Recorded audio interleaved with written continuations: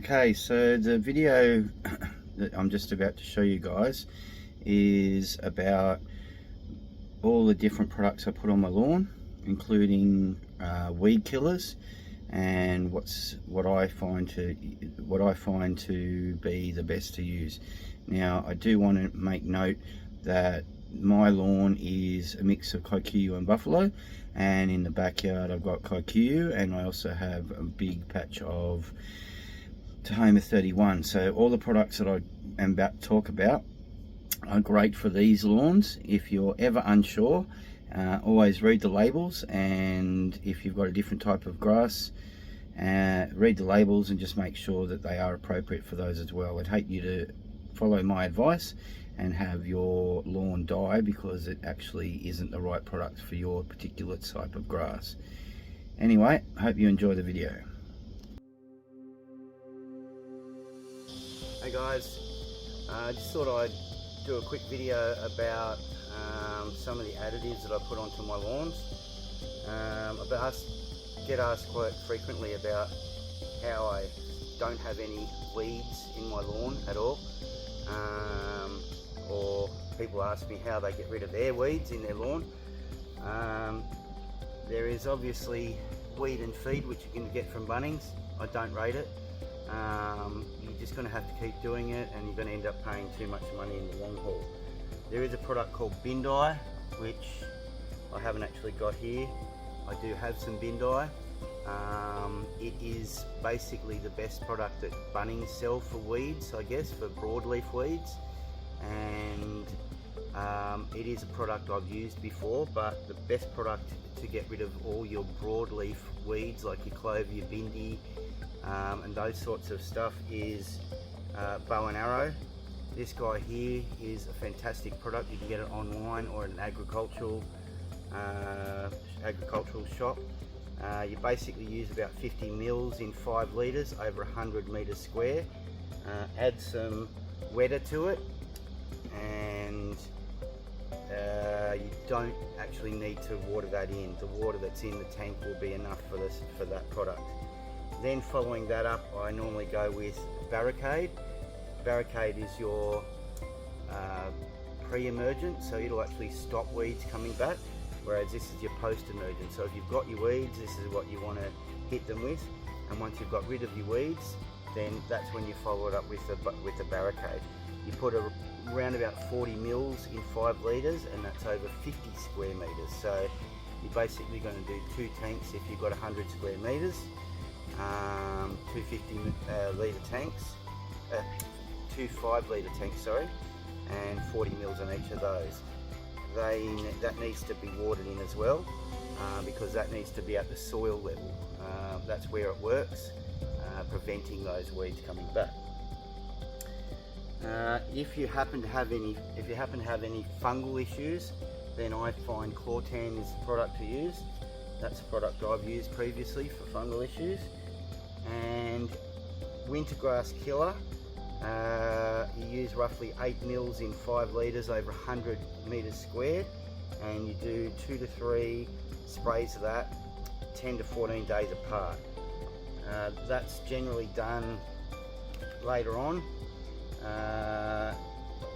during winter, probably around about May, and I find that gets rid of those winter grass weeds that happen to pop up from time to time. I also use Duke. Duke is a product that is fairly expensive. Went halves with a mate, and it is what kills onion weed. So if you've got any onion weed, that's what you want to use that for, Duke. You use roughly about 1.5 grams in 3 litres, and that's over 100 square metres. If you've got any paspalum, if you're unlucky to have any paspalum, then you want to use the product Spartan. Spartan's what's going to kill paspalum. It's a very specific selective weed killer that you need to use for paspalum away.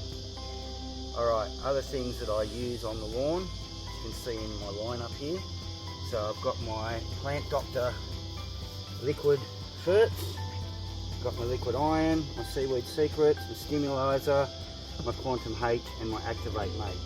They're all the liquid ferts that I put out, and I've got a bit of a lawn maintenance schedule that I've got for those. If you want any more information on that, just feel free to mention that down in the comments, and I will list my treatment and my schedule for those. In terms of granular fertilizers, this is my summer one, which is a agricultural product again, and I also will often use urea, which is high in nitrogen, and that will just basically perk that up a little bit for a quick feed. It'll green things up really quickly, whereas this stuff's a little bit more slow release. We've got the ProTurf, ICL ProTurf product over there, which is a autumn and winter product. It's just about to go out on the lawn because it's that time of the year, and it will go down just at the start of autumn. So round about March, that's when I'm going to put that down. Round about September, October will be the summer fertilizer, and I'll probably put 2 lots out over the season of that. What I do use in both late February, March, and also in September is a Celiprin. Celiprin's a great product to get rid of grubs and caterpillars, and prevents your lawn being decimated by armyworms. It's a great product. I've used it for a few years now, and I've seen other lawns in the neighbourhood being absolutely destroyed, and I hear about a lot of other people's lawns just getting smashed by these armyworms. That product gets rid of it, including African black beetle, stem weevil, scarab, billbugs, and other pests like armyworm and what have you. So that's pretty well the rundown of my lawn products. The Wetter is a great product to get down regularly with a lot of these products, because it just basically makes for a little bit less watering, or the need for a little bit less watering, and also helps to activate some of these products and just makes them work better. So realistically, quite regularly through the year, I will put down Seaweed Secrets, or a similar product, which is a sea soil and soil wetter product.